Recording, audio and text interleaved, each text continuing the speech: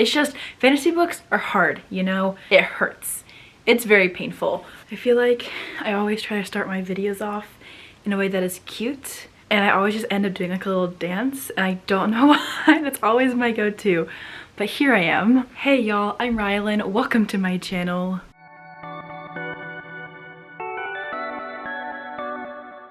As I'm sure you saw in the thumbnail, I'm here today with another book review. This is something that I've been wanting to be more consistent about on my channel. So far, so good. It's only January as I'm filming this, so haven't had too much time to fail yet, but I'm here today with my hopefully third book review for the year. Today, again, as I'm sure you saw in the thumbnail, I'll be talking about a book that in my opinion is very underrated and deserves more hype. It deserves more readers, deserves more great reviews. And that book is LAKESEDGE by Lyndall Clipstone. I have actually read this book twice, and I did my reread of it a couple of weeks ago and loved it just as much as the first time, and I knew that I wanted to go ahead and review this book, get the word out there about it. The author's third book came out a couple of months ago. I just bought it and I cannot wait to read it, but this is the first book in a duet and I'm super excited to talk to y'all about it today. Okay, sorry, I had to stop filming for a second, but yes, super excited to talk about LAKESEDGE with y'all today. Before I talk about this book, I will go ahead and show the author's other two books because they're stunning. Again, this author is very underrated in my opinion, and I want to share these books with y'all. But the sequel to LAKESEDGE is Forest Fall, and then the author's newest standalone is called Unholy Terrors, and the glare of the window is not making that cover super visible, but again, beautiful. I actually own 4 copies of LAKESEDGE. I just pulled out the paperback one to reread really quickly, and that's what we're using for today.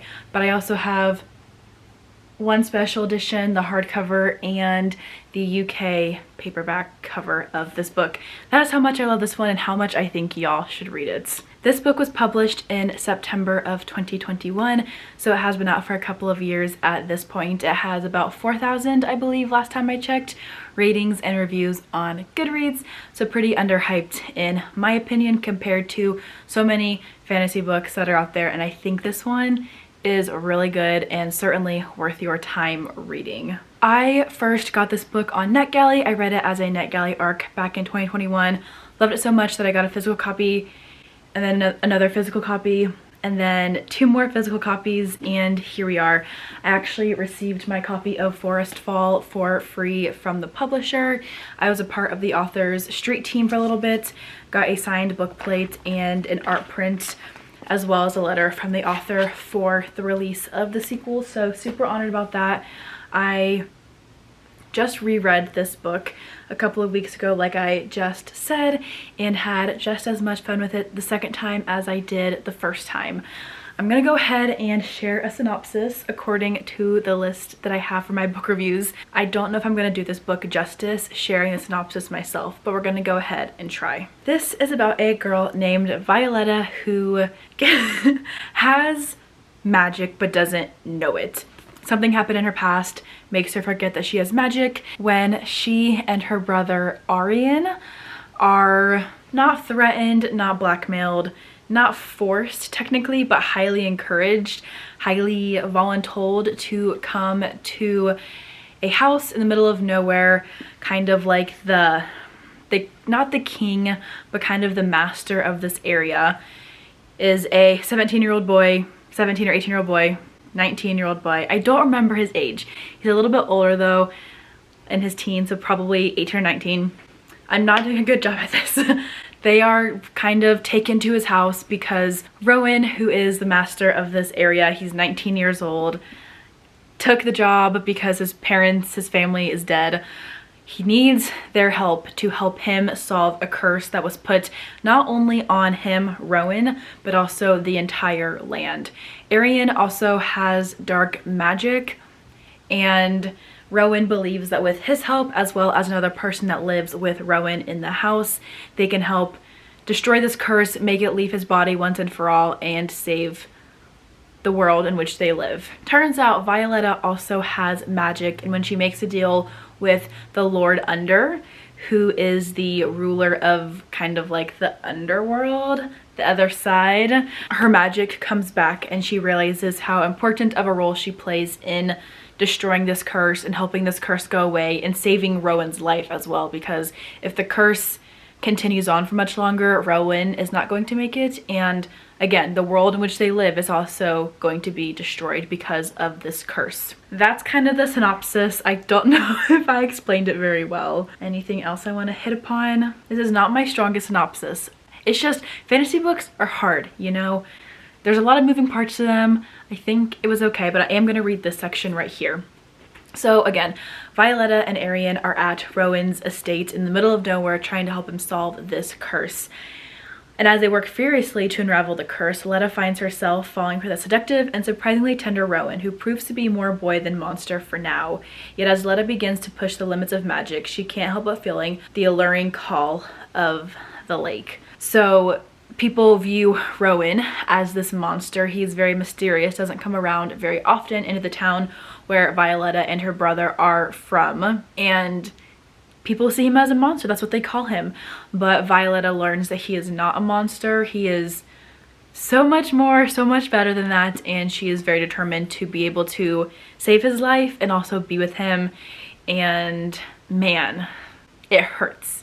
It's very painful, but so much fun. That was an okay synopsis. Yeah, I think we're just gonna go ahead and move on.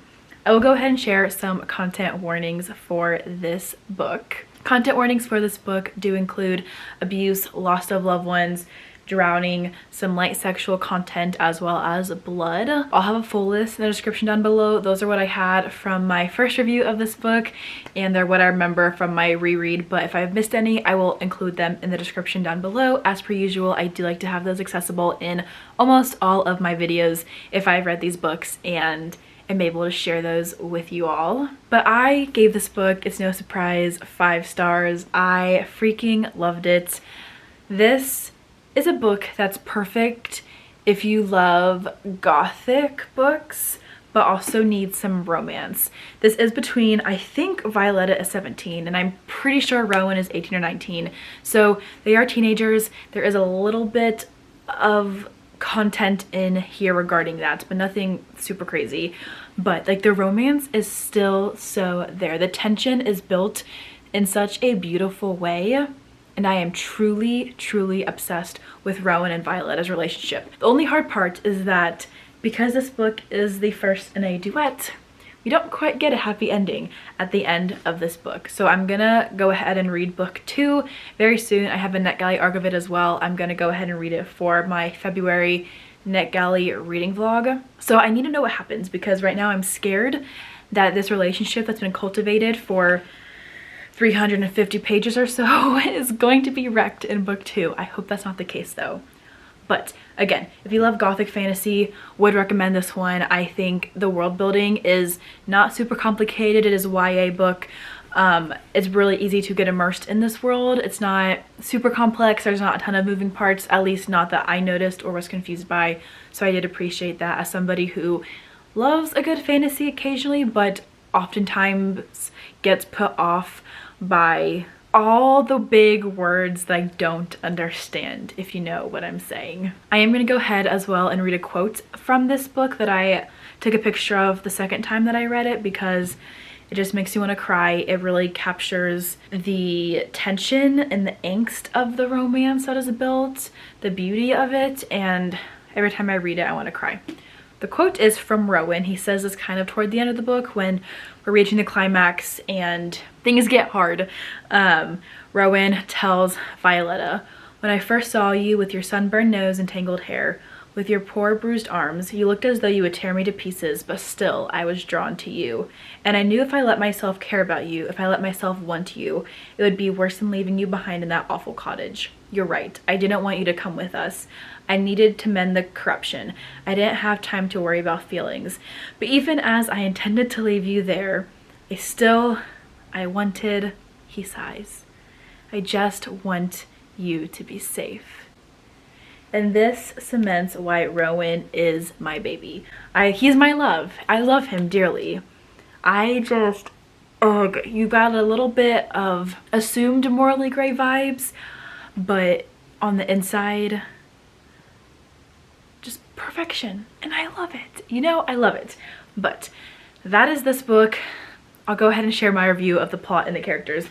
I just want to sit here and talk about Rowan for the next 20 minutes or so. So this is a book that pretty much right off the bat, we are told, we know that something is not right with this world. There is something that has gone wrong. And as Violetta and her brother are almost immediately taken with Rowan to his estate, we pretty much kick things right off the bat with them taking proactive measures to learn more about this corruption and try to get rid of it. The corruption is the curse with a corruption with a capital C. They are constantly out learning and trying to beat this corruption, and the more they fail, the higher the stakes get. So we're watching Rowan and Violetta's brother, before Violetta knows that she has her magic, trying to break this curse. And the more they do it, again, the worse things get and the stakes get higher. And so we see Violetta desperately trying to seek a way to help them, which is what leads to her contacting the Lord Under, who is the ruler again of the underworld, and making a deal with him. She gets her own magic back that she had forgotten that she had after something again that happened in her past with her parents, and uses them. And I feel as though this book might feel slow burn, but it's all building up for a very dramatic ending. There's betrayal, there's manipulation, and it hurts.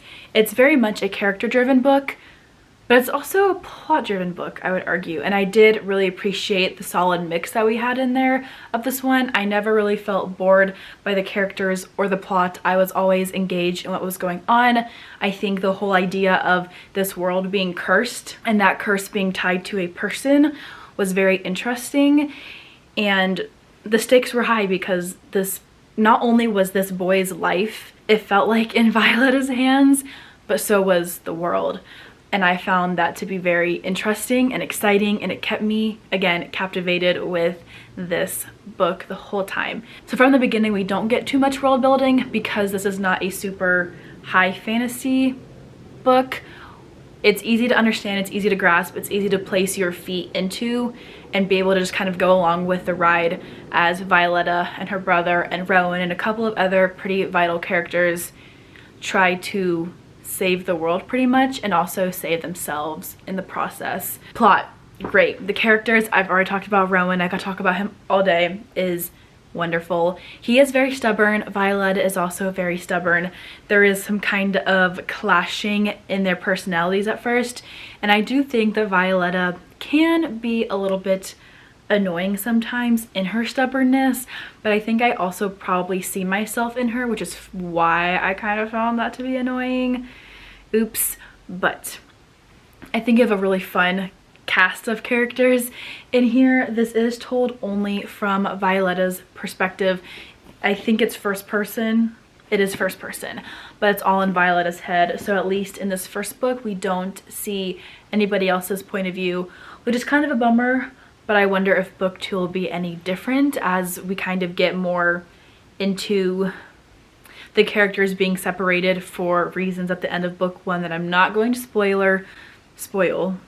I'm not going to spoil, but I do think it'll be interesting to see if book 2 takes on a multi-POV role, because we are separated in book 2.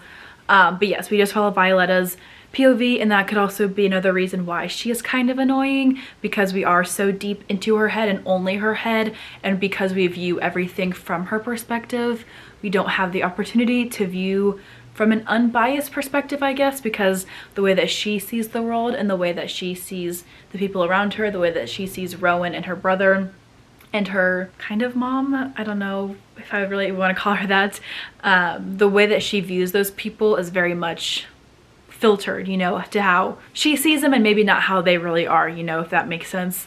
So I do think that that's a little bit tricky. I do tend to prefer multiple POVs, just because I like being able to see the story from different people's heads who think differently, who notice different things, who have different beliefs and different perspectives.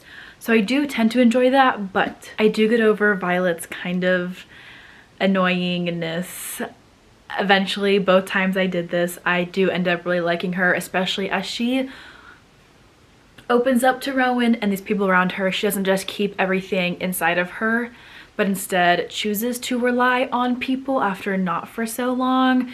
So while I do love Rowan, the story's not really about him. It is about him, but I also think it's more strongly about Violetta growing into a strong, courageous young woman who has, sometimes it probably feels like the weight of the world on her shoulders, but she's determined to do everything that she can to save the world, save her brother, save her family, save herself, but also save this boy that she wasn't expecting to fall in love with, but does end up doing so. And I do think that there's a beauty in that, even if she is very stubborn, even if she does kind of lie to be able to do these things, to be able to save the world, she has to lie. And that hurts, you know, that hurts people around her, but she believes that she's doing what has to be done. And I do have to appreciate her for that personally. So yeah, those are the characters. Rowan, Violetta, her brother Aryan.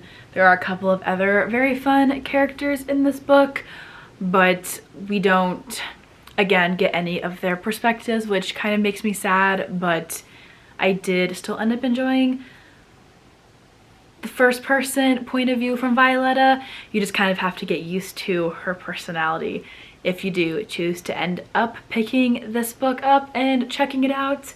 But I do love this book. This was one of my favorite books of 2021. I don't know if it'll be a favorite book of 2024 because it was a reread, so it didn't hit me quite as hard as the first time, but I still give it 5 stars. I still loved it, and I would so recommend checking this book out if you haven't already. I ended up picking this one up again back in 2021, and I just fell in love with it. I'm not a huge high fantasy reader. I think I already said this. I get very confused and put off by a lot of world building. I originally DNF'd Fourth Wing because the words were stressing me out. I didn't understand what anything meant, and I was upset. I didn't feel that way with Lake's Edge, if that makes sense. So if you're a newer fantasy reader or don't love fantasy but kind of want to explore, I think this one would be a fun one to start off with. I don't think it takes place in a quote-unquote like current world on this planet. I don't think it does, but it's also not confusing to understand, in my opinion, coming from a not super big fantasy reader who wants to read fantasy sometimes but doesn't like being confused, if you know what I mean. So I would definitely recommend checking this book out. I have read it twice, like I've said so many times, and I just wanted to shout it out to the world. I posted about it on Instagram recently and the author commented, and it was so sweet, and I love this book, and you really do need to read it. Would recommend. I'm hoping the sequel does not end up destroying me, but we will see. I'm scared. I'm going to be starting it soon. So excited. Can't wait. Let's just hope it ends how I want it to end. But if you've read this book or Unholy Terrors by Lyndall Clipstone, please feel free to comment down below and let me know your thoughts on these books. I do think this author is very underrated and does deserve more hype, but that's just me, and I'm going to force you all to watch this video whether or not you end up checking out this book. I just want to get these books out there a little bit more, and that's why I wanted to do a review video for this one, an underrated book in my opinion that deserves more reads. But that is all that I have for this review video. Thank you all so much for watching, and I will see you all in the next one.